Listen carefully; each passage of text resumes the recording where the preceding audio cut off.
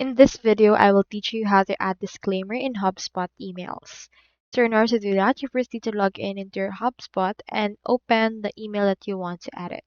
So you can typically find it by going over to the Marketing tab and clicking onto the email option.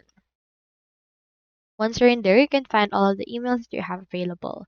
If you don't have any yet, just proceed to create one. On this case, let's create a newsletter, so let's use this template. Now, once you have the email ready, just scroll down to the very bottom until you reach the actual footer.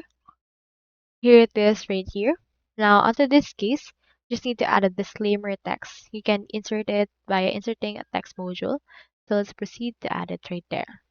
So here's our footer.